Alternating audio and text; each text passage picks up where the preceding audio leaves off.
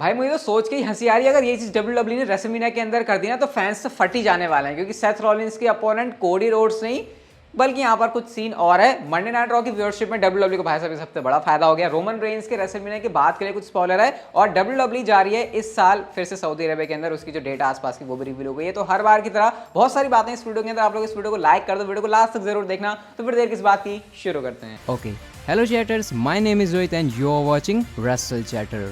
सबसे पहले गाइस हम लोग बात करते हैं मंडे नाइट रॉ की व्यूअरशिप के बारे में। और हर बार मुझे ऐसे बोलने का मौका नहीं मिलता कि रॉ की रेटिंग्स में कुछ अच्छी चीज हुई है, लेकिन इस बार काफी अच्छी चीज हुई है। डब्ल्यूडब्ल्यू की जो लास्ट वीक व्यूअरशिप थी वो थी 1.770 मिलियन व्यूअर्स, लेकिन इस हफ्ते ये बढ़ गई लगभग 12% और रॉ को व्यूअरशिप मिलती है 1.979 मिलियन व्यूअर्स, जो कि आप लोग कह सकते हो ऑलमोस्ट 2 मिलियन है। अब वैसे तो मैं सोच रहा था कि रेसलमेनिया के अराउंड रॉ की व्यूअरशिप 2.5 मिलियन जानी चाहिए थी, लेकिन क्योंकि जा नहीं रही थी तो अभी 2 मिलियन के आसपास पहुंची है, तो ये भी काफी अच्छी चीज है। और गाइस मैं आपको ये बता दूं कि समर स्लैम जो 2021 में हुआ था, इससे पहला वाला समर स्लैम, तब से लेकर अब तक की रॉ की सबसे बेस्ट व्यूअरशिप उन्होंने ड्रॉ की है। तो आप कह सकते हो कि जो डब्ल्यूडब्ल्यू ने भर भर के ऐसे एडवर्टाइजमेंट लगाए थे ना, ये होगा वो होगा, ऐसे कर देंगे वैसे कर देंगे, शो भी ये नहीं कह सकते कि डब्ल्यूडब्ल्यू ने कोई एक्सपेक्टेशन से बेकार करके डिलीवर किया। चीजें एंटरटेनिंग हुई थी रॉ के ऊपर, रोमन रेंज का प्रोमो देख लो, ब्रॉक लेसनर का प्रोमो देख लो, या फिर सारी चीजें मिला जुला के, तो इस हिसाब से जो है रॉ को रेटिंग्स भी सही आ गई है। हर बार ऐसा होता नहीं है, बट इस हफ्ते जो हालत है रॉ की वो सही रही। हम चलते हैं गाइस अपनी अगली स्टोरी की तरफ, और एक और अच्छी चीज है, मतलब आज तो अच्छी बातें हो रही है रॉ के बारे में। आपको पता है आज से कुछ टाइम पहले, मतलब जब फॉक्स के ऊपर स्मैकडाउन आई थी, उससे काफी साल पहले, 1.5 साल पहले आई गेस, हमको ये बात ऑफिशियली पता चल गई थी कि जो स्मैकडाउन है वो यूएसए नेटवर्क से फॉक्स के ऊपर आएगा। ये दोनों अलग अलग नेटवर्क्स हैं, मतलब दोनों अलग अलग चैनल हैं, लेकिन गाइस ओरिजिनली फॉक्स स्मैकडाउन को नहीं लेना चाहता था, बल्कि फॉक्स का प्लान था मंडे नाइट रॉ को अपने कब्जे में करने का, क्योंकि आपको पता है उस टाइम पर जो फ्लैगशिप शो है वो डब्ल्यूडब्ल्यू रॉ करके बताते थे कि ये हमारा ए शो है। तो फॉक्स का प्लान जो है लाने का था रॉ को अपने ऊपर, ना कि स्मैकडाउन को। स्मैकडाउन को तो वो देख भी नहीं रहे थे, लेकिन क्योंकि बिडर्स वहां पर ऐसे थे, यूएसए नेटवर्क भी साथ में बिड कर रहा था, तो फॉक्स के हाथ में डील लगी नहीं, और उसके बाद जो है उनको एंड अप करना पड़ा स्मैकडाउन को अपने साथ साइन करने के लिए। तो ये इसके पीछे की पूरी कहानी थी। और इस वजह से हुआ क्या कि फॉक्स के प्राइसेस भी ज्यादा बढ़ गए, क्योंकि वो रॉ के सोच के आ रहे थे, लेकिन उनका जो उनकी पिच है वो ज्यादा थी, तो उस वजह से उनको स्मैकडाउन को साइन करना पड़ा। और स्मैकडाउन उसमें इतना तगड़ा शो था नहीं, तो 2 घंटे के शो के भी डब्ल्यूडब्ल्यू को काफी ज्यादा पैसे मिल गए। मतलब उनका रॉ तो अपने यूएसए नेटवर्क के ऊपर आई, लेकिन साथ साथ यहाँ पर स्मैकडाउन जो है फॉक्स के ऊपर चला गया। तो ये इसके पीछे की पूरी कहानी थी। ऐसा नहीं था कि फॉक्स को कोई ज्यादा स्मैकडाउन के ऊपर प्यार आ गया था, उनकी भी नजरें रॉ के ऊपर ही थी, बट स्मैकडाउन के ऊपर वो आया। और अच्छी बात है भाई, क्योंकि फॉक्स को ज्यादा पैसों में स्मैकडाउन मिला, तो डब्ल्यूडब्ल्यू को लगा कि नहीं भाई अब स्मैकडाउन के भी दिन अच्छे करने पड़ेंगे। और उसके बाद से तो हम लोग देख रहे हैं कि रॉ स्मैकडाउन आपस में टक्कर में ही रहता है, इवन कई बार स्मैकडाउन बेटर ही होता है। तो ये पूरी कहानी थी स्मैकडाउन के फॉक्स के ऊपर आने की। अब देखो भाई, लाइफ में ना हमको हमेशा अच्छी आदतें डालनी चाहिए, और एक नई अच्छी आदत मैंने डाल ली, और वो है बुक्स पढ़ने की, जो कि आप में से हो सकता है बहुत सारे लोगों को बोरिंग साउंड कर रहा हो, मुझे भी कर रहा होगा, लेकिन क्यों ना बुक्स को हम पढ़ने की बजाय सुन के मजा लें। तो गाइस इसी में काम आता कुकू एफएम, जो कि इंडिया का लीडिंग ऑडियो बुक प्लेटफॉर्म है। इस पर हजारों घंटों का कंटेंट है, रीजनल लैंग्वेज भी अवेलेबल है। अब आपको ऐसे दिक्कत नहीं होने वाली कि भैया बुक्स पढ़ो पढ़ते रहो, आप उसको ऑडियो के थ्रू सुन सकते हो। यहाँ पर किसी बुक की आपके पास समरी होगी, अपनी रीजनल लैंग्वेज में आप सारा कंटेंट सुन सकते हो। जैसे मेरे को रिच डैड पुअर डैड देखनी थी, पढ़नी थी बहुत टाइम से, मेरे पास टाइम नहीं था, बट इस कुकू एफएम की वजह से मैं इस बुक को आसानी से पढ़ पा रहा हूँ। हाँ, आपका इंटरेस्ट किसी भी चीज में हो सकता है, फिर चाहे वो प्यार भरी बातों में हो ना हो, तो सारी चीजें आपको जो यहाँ पर मिल जाएंगी। और गाइस मैं आपके लिए स्पेशल चीज लेकर आया हूं,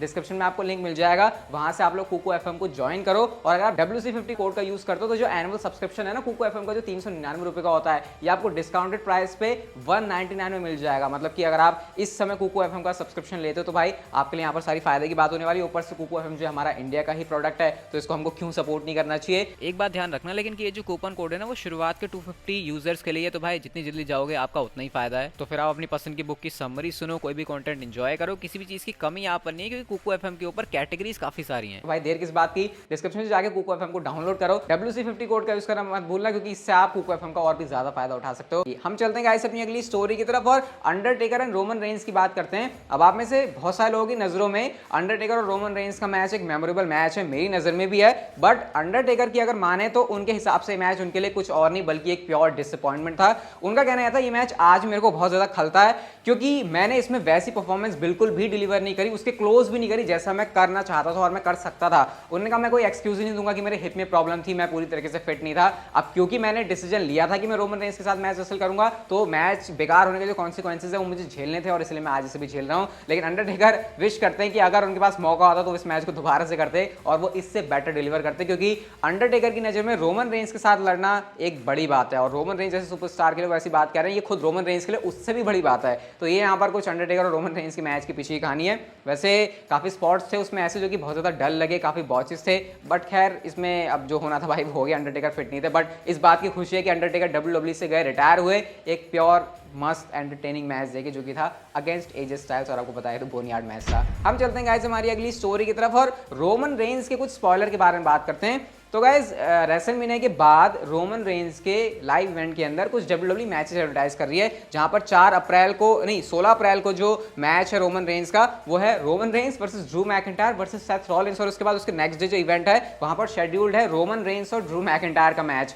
अब गाइज मैं आपको एक बात बताता हूं, रिसेंटली ड्रू मैकिंटायर का इंटरव्यू भी हुआ था और उनसे सवाल पूछा गया उनके आगे के सीन के बारे में, तो उन्होंने एक बात कही कि देखो मेरी नजरें किसी और के ऊपर बिल्कुल भी नहीं है, मेरी नजरें हैं सिर्फ रोमन रेंस और ब्रॉक लेसनर के रेसलमेनिया के मैच के ऊपर। जो भी बंदा यहां से आगे निकल रहा है मैं उसके पीछे पीछे आने वाला हूं और मैं उसको चैलेंज करने वाला हूं। तो क्या ड्रू मैकिंटायर अगर इस तरफ से उस बंदे को चैलेंज कर रहे हैं जो कि रेसलमेनिया के अंदर जीतेगा, और WWE एक तरफ रोमन रेंस और मैकिंटायर की जो फ्यूड है उसको दिखा रही लाइव इवेंट्स के अंदर, तो हम एक्सपेक्ट कर सकते हैं कि मेन रोस्टर के ऊपर भी होगी। तो क्या इससे हमको ये हिंट मिल रहा है कि रोमन रेंस वाकई में जीतने ही वाले हैं रेसलमेनिया के अंदर, और उसके बाद ड्रू मैकिंटायर होने वाले next in line to challenge Roman Reigns. वैसे इसके बारे में मेरे ख्याल से कुछ और भी इससे पहले एक अपडेट आई थी जहां पर मैंने आपको बताया था कि रोमन और ब्रॉक के मैच का विनर इस सुपरस्टार को फेस करेगा। मेरे को ऐसे ध्यान नहीं आ रहा, लेकिन देखते हैं WWE मल्टीपल प्लान के साथ जा सकती है, बट हाँ Drew McIntyre definitely WWE consider कर रही है रोमन रेंस के लिए अपोनेंट। अब क्या वो चैंपियनशिप के साथ होता है या फिर बिना चैंपियनशिप के होता है, उस बात का पता तुमको रेसलमेनिया 38 की संडे वाले नाइट में पता चलेगा। नेक्स्ट स्टोरी की तरफ गाइस हम लोग चलते हैं और बात करते हैं सऊदी अरेबिया में होने वाले WWE के